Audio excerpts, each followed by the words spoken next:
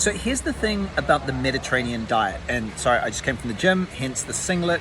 Just having a menu here, having dessert, fruit for dessert with Yoli, and I see a lot of people talking about, or articles about Spain, you know, from overseas media. Eat the Mediterranean diet, it's all about the Mediterranean diet. Everybody's shopping in the corner market and things like that. And it makes me think about when you move to a place, it's important to understand the difference between the myth and the reality.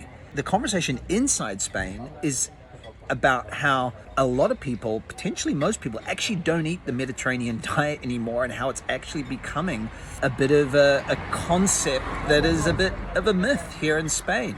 That yes, once was eaten, but even then maybe once wasn't eaten, depending on the area, because people were poor and had very limited diets and things like that. But here is the difference, is that the Mediterranean diet and good, wholesome, homemade food is very available. It may not be what everyone's eating, but it's very available. You know, we're just having a menu here.